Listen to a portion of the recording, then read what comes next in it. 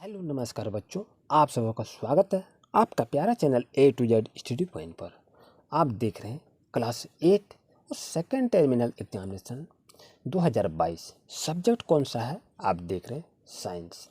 तो फर्स्ट में देख रहे हैं आपके पास क्वेश्चन दिखाई दे रहा है, बिजली के तार बनाने में तांबे का उपयोग क्यों किया जाता है? तो आंसर आप लिखेंगे क्योंकि तांबा बिजली का एक सुचालक है, इसलिए बिजली के तार बनाने में तांबा का उपयोग किया जाता है। आइए नेक्स्ट क्वेश्चन को देख रहे हैं, क्या है कि एल्युमिनियम की पन्नी का उपयोग खाद्य सामग्री को पैक करने में किया जाता है, क्यों? तो आंसर क्या लिखेंगे? आंसर आपके सामने में है। एल्युमिनियम की पन्नी ऊष्मा का कुचालक होती है, वह खाद्य सामग्री को गर्म रखती है। आइए देखते हैं नेक्स्ट क्वेश्चन। सोडियम और पोटेशियम को मिट्टी के तेल में रखा जाता है, क्यों? तो आंसर आपको लिखना है कि सोडियम और पोटेशियम अत्यंत क्रियाशील धातु है, ये हवा के संपर्क में आते ही आग पकड़ लेती है, इसलिए इसे मिट्टी के तेल में रखा जाता है। आइए नेक्स्ट क्वेश्चन को देख रहे हैं, सुचालक किसे कहते हैं? उदाहरण दें। तो आंसर लिखेंगे ऐसे पदार्थ जिनसे होकर विद्युत का चालन तीव्र होता है, सुचालक कहते हैं। उदाहरण तांबा। आइए देखते हैं नेक्स्ट क्वेश्चन आपका है कि दो द्रवों का नाम बताइए जो विद्युत का चालन करते हैं। तो आंसर क्या लिखेंगे? नींबू का रस एवं सिरका। नेक्स्ट क्वेश्चन को देख रहे हैं, क्या दिखाई दे रहा है कि धातु एवं अधातु में अंतर बताइए। तो आंसर क्या लिखेंगे? आपको लिखना है, इधर धातु लिखिए, इधर अधातु लिखिए, और यहाँ लिखिए एक नंबर में धातुएं चमकदार होती है, और यहाँ भी एक नंबर में लिखेंगे। या ध्यान रहे, यहाँ आपको एक नंबर ही लिखना है, 2 नंबर नहीं लिखिएगा। अधातुएं चमकदार नहीं होती है, यानी अधातुएं चमकदार नहीं होती है। यहाँ 2 नंबर लिखेंगे धातुएं ऊष्मा का कुचालक होती है, और यहाँ लिखेंगे अधातुएं ऊष्मा की कुचालक होती है। धातुएं ऊष्मा का क्या होता है? आप यहाँ लिखेंगे धातुएं चमकदार होती है, धातुएं ऊष्मा का सुचालक होती है, और इधर लिखिएगा अधातुएं चमकदार नहीं होती है। फिर लिखेंगे अधातुएं ऊष्मा की कुचालक होती है। इसको यहाँ से इस तरह लाइन भी दे सकते हैं, या अब एक सीधी लाइन देकर आप इसे अच्छी तरह से लिख सकते हैं। आइए उसके बाद क्वेश्चन को देख रहे हैं, क्या है कि टीकाकरण क्या है, यह हमारे लिए क्यों आवश्यक है? तो आंसर को क्या लिखेंगे? टीकाकरण रोग निवारण की वह विधि है जिसके माध्यम से शरीर में विशिष्ट संक्रमण को प्रविष्ट कराकर रोग उत्पन्न करने वाले रोगाणुओं को रोका जाता है। ये आपको आंसर लिखना है। आइए उसका क्वेश्चन को क्या देख रहे हैं, सूक्ष्म जीवों के मुख्य वर्ग कौन कौन से हैं? तो आंसर लिखेंगे जीवाणु, कवक, प्रोटोजोआ, शैवाल, विषाणु। ये परीक्षा के दृष्टिकोण से काफी महत्वपूर्ण क्वेश्चन है। नेक्स्ट क्वेश्चन को देख रहे हैं, प्रमुख प्रतिजैविक के नाम लिखें। तो आंसर क्या लिखेंगे? स्ट्रेप्टोमाइसिन, एरिथ्रोमाइसिन, और लिखेंगे टेट्रासाइक्लिन। ये आपको नाम लिखना है। और 10 क्वेश्चन को देख रहे हैं, मनुष्य में फफूंद से उत्पन्न 2 रोग के नाम लिखें। तो लिखेंगे, क्या नाम लिखेंगे? डर्मेटाइट्स, एक्जिमा, एस्परजिलोसिस। ये लिखना है आपको। क्या लिखेंगे? एस्परजिलोसिस, ये लिखना है, एस्परजिलोसिस। आइए देखते हैं नेक्स्ट क्वेश्चन आपके सामने में आ चुका है, और भी सारे क्वेश्चन है, देखिए अच्छी तरह से देखिए। 11 क्वेश्चन है कि प्रतिजैविक क्या है? सबसे पहले प्रतिजैविक का नाम लिखें। तो आंसर लिखेंगे प्रतिजैविक एक प्रकार का रासायनिक पदार्थ है जिनका निर्माण सूक्ष्म जीवों द्वारा होता है, और पेनासिलिन सबसे पहला एंटीबायोटिक है। ये आपको लिखना है। उसके बाद क्वेश्चन को देख रहे हैं, नेक्स्ट क्वेश्चन आपके सामने में है, आंतरिक निषेचन एवं बाह्य निषेचन में क्या अंतर है? तो आपको आंतरिक निषेचन इधर लिखिए, इधर बाह्य निषेचन लिखिए, और बीच में लाइन दे सकते हैं, कोई दिक्कत नहीं है। तो क्या लिखना है? वह निषेचन जिसमें अंडाणु और शुक्राणु का संलयन मादा के शरीर के अंदर होता है, जैसे मनुष्य, तो उसे क्या कहते हैं? आंतरिक निषेचन कहते हैं। और बाह्य निषेचन क्या कहते हैं? वह निषेचन जिसमें मादा जंतु के शरीर के बाहर होता है, तो बाह्य निषेचन कहलाता है, जैसे मेढक। ये आपका आंसर हो गया। आइए क्वेश्चन को देखते हैं, अलैंगिक जनन क्या है? ये क्वेश्चन भी आपसे पूछा जा सकता है। तो जिसमें नर तथा मादा युग्मक का संलयन होता है, लैंगिक जनन कहलाता है। ये आपका आंसर हो गया। बहुत ही सरल ढंग से आपको लिख के दिए हैं कि आपको अच्छी तरह से देखते ही याद हो जाए। नेक्स्ट क्वेश्चन क्या है, एक धारदार चाकू धारहीन चाकू की अपेक्षा वस्तुओं को आसानी से काटता है, क्यों? तो इसका आंसर क्या होगा कि धार के कम क्षेत्रफल पर बहुत कम बल लगाने पर भी दाब अधिक लगता है और वस्तु आसानी से कट जाती है। ये आंसर हो गया आपका। आइए उसका क्वेश्चन आपके सामने में दिखाई दे रहा है, ईंधन क्या है? आपको लिखना है कि ईंधन क्या है। ऐसा क्वेश्चन यदि पूछे तो आप आंसर लिखेंगे, जो पदार्थ ऑक्सीजन में जलकर उष्मा तथा प्रकाश देते हैं ईंधन कहलाते हैं। नेक्स्ट क्वेश्चन को देख रहे हैं क्या है कि ऋतुस्राव क्या है, वर्णन करें। तो आंसर लिखेंगे, जब अंडाणु का निषेचन नहीं हो पाता है तब गर्भाशय की अंदरूनी परत में जमी हुई रुधिर वाहिकाओं की परत टूटती है और योनि द्वार से बाहर आती है, इसे ऋतुस्राव कहते हैं।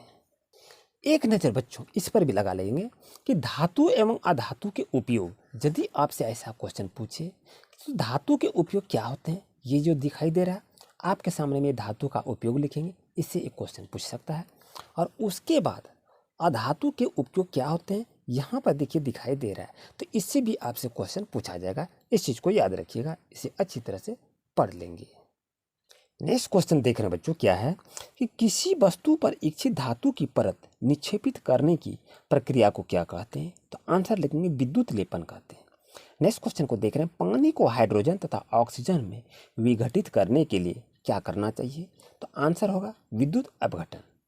नेक्स्ट क्वेश्चन को देख रहे हैं, खाद्य पदार्थों को संरक्षित करने के लिए लोहे के डिब्बे पर किस धातु का विद्युत लेपन किया जाता है? आंसर होगा क्रोमियम। और नेक्स्ट क्वेश्चन देख रहे हैं, लोहे के पुलों को जंग से बचाने के लिए किस धातु का विद्युत लेपन किया जाता है? तो आंसर होगा जिंक धातु का उपयोग किया जाता है। नेक्स्ट क्वेश्चन देख रहे हैं क्या है, क्या प्लास्टिक या लकड़ी की वस्तुओं पर विद्युत लेपन किया जा सकता है? तो आंसर होगा नहीं। क्वेश्चन नेक्स्ट देख रहे हैं, भीगे हाथों से विद्युत उपकरणों को छूना क्यों खतरनाक होता है? आंसर होगा क्योंकि जल विद्युत का चालक होता है। और 7 को देख रहे हैं, आसुत जल विद्युत का चालन नहीं करता है परंतु नल का पानी विद्युत का चालन करता है, क्यों? कारण लिखना है। तो लिखेंगे क्योंकि नल के पानी में खनिज घुले होते हैं। आइए 8 नंबर क्वेश्चन को देख रहे हैं क्या कह रहा है कि नई साइकिल का हैंडल एवं पहिए का रिम चमकता है, अगर दुर्घटनावश इन्हें खरोच आ जाए तो क्या होगा? तो आंसर को क्या लिखेंगे, मुख्य धातुएं, ध्यान से देखें, मुख्य धातु की परत दिखने लगती है। ये हो गया। आइए नेक्स्ट क्वेश्चन को देख लीजिए अच्छी तरह से। आग लगने पर फायरमैन पानी का उपयोग करने से पूर्व उस क्षेत्र की मुख्य विद्युत आपूर्ति बंद कर देते हैं, ऐसा क्यों करते हैं, व्याख्या करें। तो आंसर बच्चों आप क्या लिखेंगे, क्योंकि पानी विद्युत का सुचालक है, आग बुझाने में पानी का प्रयोग करते समय विद्युत संबंधी दुर्घटना भी हो सकती है, ये आपको लिख सकते हैं। नेक्स्ट क्वेश्चन देख रहे हैं क्या है कि सुचालक किसे कहते हैं, उदाहरण दें। तो ऐसे पदार्थ जिनसे होकर विद्युत का चालन तीव्र होता है सुचालक कहलाते हैं, उदाहरण के रूप में तांबा। नेक्स्ट क्वेश्चन देख लीजिए, कुचालक किसे कहते हैं, उदाहरण दें। तो आंसर लिखिए, ऐसे पदार्थ जिनसे होकर विद्युत का चालन नहीं किया जाता या नहीं होता है तो कुचालक कहते हैं, उदाहरण के रूप में सूखी लकड़ी। ये आपका आंसर हो गया। अब यह क्वेश्चन एक आता है, क्या द्रव विद्युत का चालन करते हैं? आंसर लिखेंगे हाँ। देख रहे हैं बच्चों क्वेश्चन क्या कह रहा है कि चित्र के द्वारा प्रिज्म से होकर गुजरने वाले श्वेत प्रकाश का विक्षेपण दर्शाइए। तो ये आपसे कह रहा है, इसको कैसे बनाएंगे अच्छी तरह से देखें समझिए। आंसर लिखेंगे, जब सूर्य का प्रकाश प्रिज्म के एक फलक पर पड़ता है तो प्रकाश को उसके घटक वर्णों में विभाजित करता है और यह प्रक्रिया प्रकाश का विक्षेपण कहलाती है। इंद्रधनुष का बनना प्रकाश के विक्षेपण का एक उदाहरण है। तो आप क्या करेंगे, इस तरह प्रैक्टिकल करके आप दिखा सकते हैं, तो आपको अच्छी तरह से आंसर और अधिक मिलेगा। नेक्स्ट क्वेश्चन देख रहे क्या कह रहा है कि श्वेत प्रकाश 7 रंगों का मिश्रण है, इसे किस प्रकार दर्शा सकते हैं? तो आंसर लिखेंगे, प्रिज्म द्वारा अपवर्तन से इसको दर्शा सकते हैं। नेक्स्ट क्वेश्चन देखिए, मानव नेत्र में अंध बिंदु की व्याख्या करें। तो आंसर क्या लिखेंगे, नेत्र के जिस बिंदु पर प्रकाश नहीं पहुंचता उसे अंध बिंदु कहते हैं। ये आपका आंसर हो गया। अब क्वेश्चन ऐसा पूछ सकता है कि मानव नेत्र के रेटिना पर कितने प्रकार की तंत्रिका कोशिकाएं होती है। तो आंसर आप क्या लिखेंगे, 2 प्रकार की तंत्रिका कोशिकाएं होती है, शंकु और शलाकाएं। अब बच्चों यहाँ पर क्वेश्चन देख रहे हैं अब क्या है कि श्वेत प्रकाश के सभी घटक रंगों के नाम लिखें। तो आंसर क्या है, बैगनी, जामुनी, नीला, हरा, पीला, नारंगी तथा लाल। और नेक्स्ट क्वेश्चन को देख रहे हैं, इंद्रधनुष प्रकाश के किस प्रक्रम को दर्शाता है। तो आंसर लिखेंगे विक्षेपण। नेक्स्ट क्वेश्चन को देखिए, एक प्राकृतिक घटना का नाम लिखें जो प्रकाश के विक्षेपण को दर्शाती है। तो आंसर क्या होगा, इंद्रधनुष। आइए बच्चों उसके बाद देख रहे हैं, आपके पास ऐसा ही क्वेश्चन पूछ सकता है। क्या पूछ सकता है कि मानव नेत्र का नामांकित आरेख खींचें। तो इस तरह से आपको मानव नेत्र अगर बनाने के लिए कहे तो इस तरह से देखकर इसे नामांकित कर दीजिएगा। बच्चों अब क्वेश्चन को क्या देख रहे हैं, क्वेश्चन है आपके सामने में, नेत्र की तंत्रिका कोशिकाओं के नाम लिखें। तो आंसर लिखेंगे शंकु जो तीव्र प्रकाश के लिए सुग्राही होते हैं। 2 में लिखिए शलाकाएं जो मंद प्रकाश के लिए सुग्राही होती है। और नेक्स्ट क्वेश्चन को लिख लीजिए बच्चों, अंध बिंदु किसे कहते हैं। तो आंसर लिखेंगे दृक तंत्रिकाओं तथा रेटिना की संधि पर कोई तंत्रिका कोशिका नहीं होती है, इस बिंदु को अंध बिंदु कहते हैं। नेक्स्ट क्वेश्चन को पढ़ लीजिए, पढ़ने के लिए सुविधाजनक दूरी क्या है। तो आंसर लिखेंगे पढ़ने के लिए सुविधाजनक दूरी लगभग 25 सेंटीमीटर होती है। ये काफ़ी इंपॉर्टेंट क्वेश्चन है, इसे अच्छी तरह से इसको एक बार ध्यान में रख लें। नेक्स्ट क्वेश्चन को देख रहे हैं क्या है कि दृष्टि दोष के प्रकार को समझाएं। तो क्या लिखेंगे, निकट दृष्टि और दीर्घ दृष्टि। ये हो गया। तो जब कोई व्यक्ति नज़दीक की वस्तुओं को स्पष्ट रूप से देख सकते हैं परंतु दूर की वस्तुओं को स्पष्ट नहीं देख पाते तो निकट दृष्टि दोष कहलाता है। तो निकट दृष्टि दोष को अवतल लेंस के चश्मों का उपयोग कर दिया जाता है, दूर किया जाता है। और दीर्घ दृष्टि जब पढ़ते हैं तो जब कोई व्यक्ति दूर की वस्तुओं को स्पष्ट रूप से देख सकते हैं परंतु नज़दीक की वस्तुओं को स्पष्ट नहीं देख पाते तो उसे दीर्घ दृष्टि दोष कहलाता है। तो दीर्घ दृष्टि दोष को उत्तल लेंस के चश्मों का उपयोग कर दूर किया जाता है। अगर आपसे क्वेश्चन पूछा जाए कि तारे और ग्रह में अंतर लिखें, तो तारे और ग्रह में क्या अंतर है, इसे अच्छी तरह से देखें कि तारों को अपना प्रकाश होता है, तारे टिमटिमाते हैं, तारे का ये वजन है, ये आकार में बड़े होते हैं, ये परंतु बहुत दूर होने के कारण हमें छोटे दिखाई देते हैं। उसी तरह ग्रह में लिखेंगे, ग्रह सूर्य के प्रकाश के कारण चमकते प्रतीत होते हैं, ग्रह टिमटिमाते नहीं है। ग्रह में संख्या में 9 है, तो ग्रह तारों की अपेक्षा काफ़ी छोटे होते हैं। तो ये आपको लिखना है, ये आपका संख्या है, ये इसकी भी संख्या है, इसे याद रख लें। हो सकता है ये क्वेश्चन पूछा जा सकता है।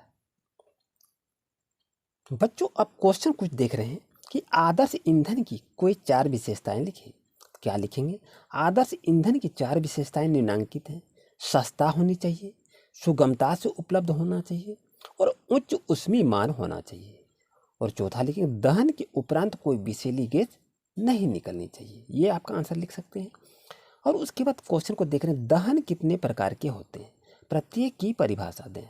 तो लिखेंगे तीव्र दहन, दहन की ऐसी क्रिया जिसमें ऊष्मा एवं प्रकाश स्व अल्प समय में उत्पन्न हो जाते हैं, उसको क्या कहते हैं, तीव्र दहन कहते हैं। और स्वतः दहन क्या है कि इस प्रकार का दहन जिसमें पदार्थ बिना किसी प्रत्यक्ष कारण के अचानक लिफ्टों के साथ जल उठता है, उसको क्या कहते हैं, स्वतः दहन कहते हैं। और उसके बाद देख रहे विस्फोटक आपके सामने में है। तो ऐसे दहन की क्रिया को जो बाहरी दाब या प्रहार के कारण उत्पन्न हो उसे क्या कहते हैं, विस्फोटक कहते हैं। आपके सामने क्या है, ऐसी दहन की क्रिया को जो बाहरी दाब या प्रहार के प्रभाव से होती है तो वो विस्फोटक कहलाता है। अब देख रहे हैं क्वेश्चन आपके पास है कि बर्तन के हत्थे एवं विद्युत पलक को कैसे प्लास्टिक से बनाया जाता है और क्यों। तो आंसर क्या कर लिखेंगे, इसे उष्मा दृढ़ प्लास्टिक से बनाया जाता है। यह उष्मा और विद्युत का कुछ अलग होता है। नेक्स्ट क्वेश्चन देख रहे हैं, 4R में R का क्या मतलब है। तो लिखेंगे एक उत्तरदायी नागरिक के रूप में 4R सिद्धांत ये है, रेड्यूस कम उपयोग करना, रीयूज पुनः उपयोग करना, और रिसाइकल पुनः चक्रण करना, और रिकवर पुनः प्राप्त करना। ये आप आंसर लिख सकते हैं। उम्मीद है आज का क्लास आपके लिए काफ़ी यूजफुल रहा होगा। इसका नेक्स्ट पार्ट भी एक वीडियो अपलोड करेंगे जो कि क्वेश्चन कुछ बचा हुआ है उसे भी बनाएंगे और अपडेट बहुत जल्द करेंगे। आपसे मेरा रिक्वेस्ट है, अगर आपको किसी भी तरह की और आपसे कुछ कहना है तो वीडियो को पाते ही कमेंट अवश्य करें। मिलते हैं नेक्स्ट वीडियो में। अच्छी तरह से परीक्षा की तैयारी करें और अच्छे अंक की प्राप्त करें, यह मेरी कामना है। अच्छे अंक प्राप्त कर अच्छी तरह से रिजल्ट को प्राप्त करें और मित्रों के साथ सहयोग बना के रखें। मेरे वीडियो को आप अंत तक देखें। आपको बहुत बहुत धन्यवाद। Thank you for watching my video.